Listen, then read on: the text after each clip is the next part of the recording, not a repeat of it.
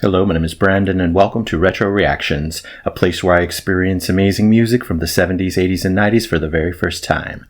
And today we're going to be traveling all the way back to 1979 to listen to Carouselambra by Led Zeppelin. This one comes from the album In Through the Outdoor. It's the second longest Led Zeppelin studio song. It's synth heavy, thank you in advance, John Paul Jones. It also uses a gizmotron to enhance Jimmy's guitar sounds. The song was never played live in its entirety.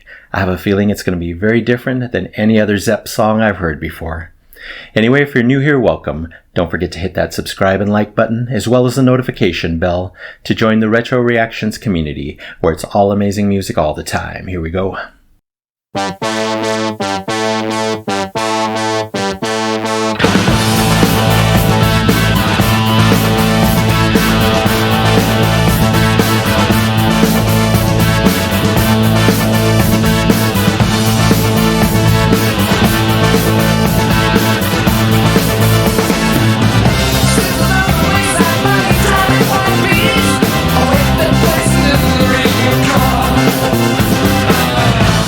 System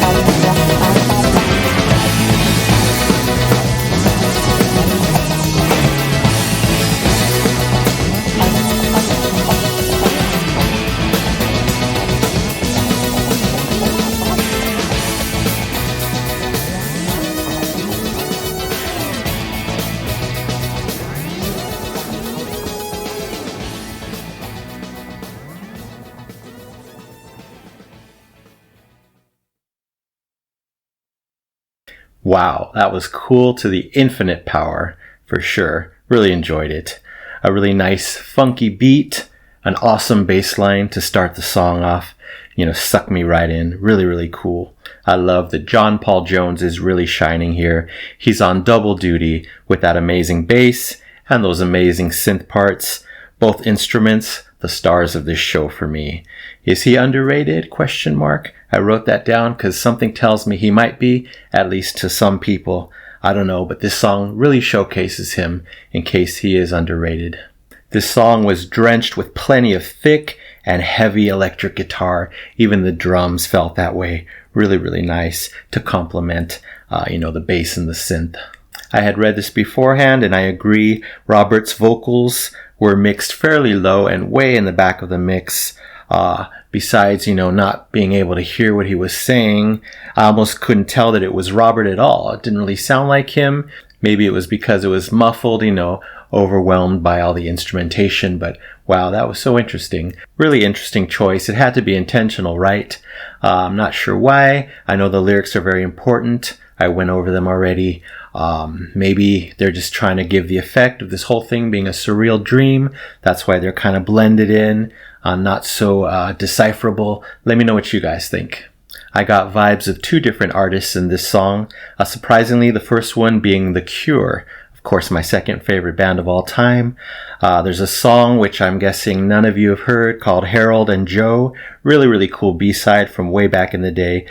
Just reminded me of that one, I'm pretty sure. Something to do with the bass line, the melody, just a bit. At least in that section, that we're at this point.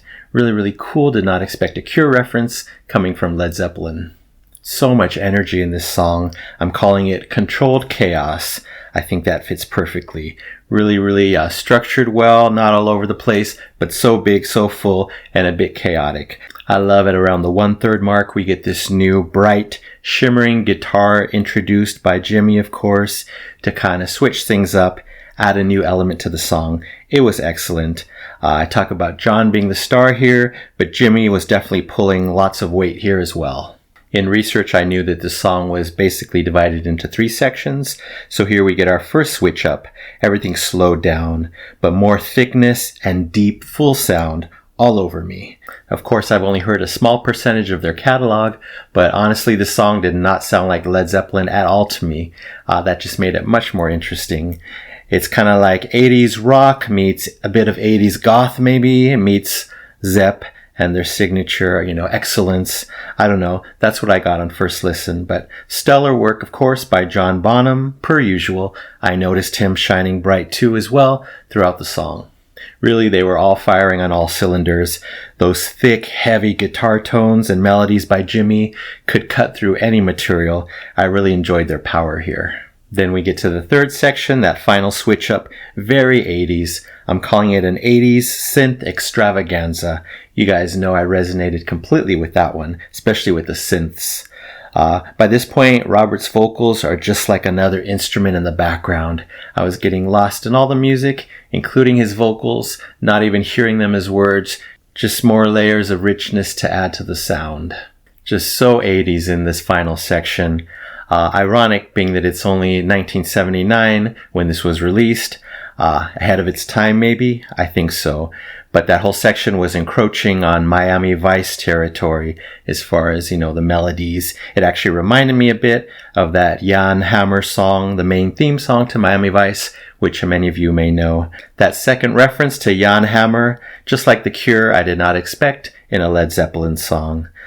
This would have been incredible live. So big, so much energy, so many interesting parts. But unfortunately, they never did it. Only small sections, I heard.